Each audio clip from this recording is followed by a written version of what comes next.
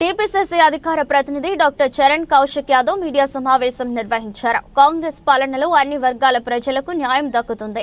బడుగు బలహీన వర్గాలకు మంత్రివర్గంలో ప్రాధాన్యం. కాంగ్రెస్ ప్రభుత్వంలోనే సామాజిక న్యాయం సాధ్యం. ఇందుకు ప్రస్తుత మంత్రివర్గ విస్తరణే నిదర్శనం.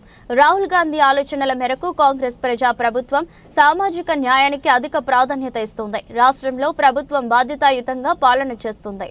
తెలంగాణ రాష్ట్రంలో కాంగ్రెస్ ప్రభుత్వం సోషల్ జస్టిస్ ఉండే విధంగా మంత్రివర్గ కూర్పులో మనం ఒకసారి గమనించినప్పుడు తెలంగాణ రాష్ట్రంలో 15 మంది మంత్రి పదవులు ఉంటే 8 మంది ఎస్సీ ఎస్టీ బీసీలకు సంబంధించినటువంటి వ్యక్తులను రాష్ట్ర కేబినెట్లో తీసుకున్న సందర్భం. ఓసీ సామాజిక వర్గానికి సంబంధించి 7 మంది మాత్రమే. 15 మందిలో ఎస్సీ ఎస్టీ బీసీలు 8 మంది, ఓసీలు 7 మంది. అదే కాకుండా స్పీకర్ ఎస్సీ సామాజిక వర్గానికి సంబంధించినటువంటి ప్రసాద్ కుమార్ గారు, డిప్యూటీ స్పీకర్ గా ఎస్టీ సామాజిక వర్గానికి సంబంధించి లంబాడ సామాజిక వర్గం నుంచి డాక్టర్ రామచంద్ర నాయక్ గారు.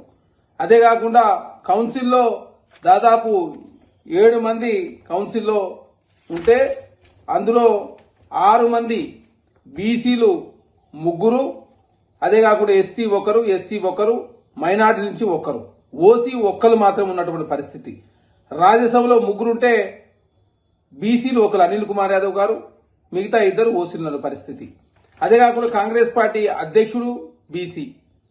అదే కాకుండా తెలంగాణ రాష్ట్రంలో కాంగ్రెస్ ప్రభుత్వం కులగణన చేసి ఖచ్చితంగా బీసీలకు కావచ్చు, ఎస్సీ ఎస్టీలకు సముచితమైన న్యాయం గౌరవం ఇవ్వాలని చెప్పి భావించి తెలంగాణ రాష్ట్రంలో మంత్రివర్గంలో కావచ్చు మిగతా పదవులు కొంత లేట్ అయినప్పుడు కూడా ఖచ్చితంగా సోషల్ జస్టిస్ ఇంప్లిమెంట్ చేసే ప్రయత్నంలో భాగంగా రేవంత్ రెడ్డి గారు అదేవిధంగా రాహుల్ గాంధీ గారు ముందుకు పోతా ఉన్నారు. కాబట్టి తెలంగాణ సమాజానికి ఇచ్చినటువంటి మాట నిలుపుకునే ప్రయత్నం కాంగ్రెస్ ప్రభుత్వం చేస్తా ఉంది.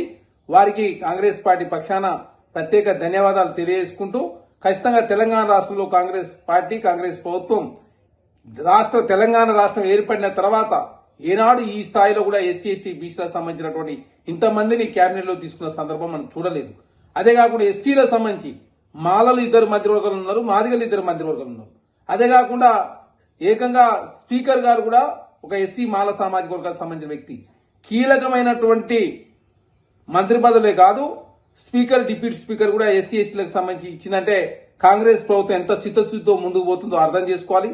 అదే కాకుండా ఏనాడు తెలంగాణ రాష్ట్రం ఏర్పడిన తర్వాత కేసీఆర్ గారు 10 సంవత్సరాల కాలం ముఖ్యమంత్రిగా ఉండి ఎస్సీల నుంచి 1 మంత్రివర్గంలో తీసుకున్నారు, ఎస్టీల నుంచి 1 మాత్రమే మంత్రివర్గంలో తీసుకున్న సందర్భం చూసినాం.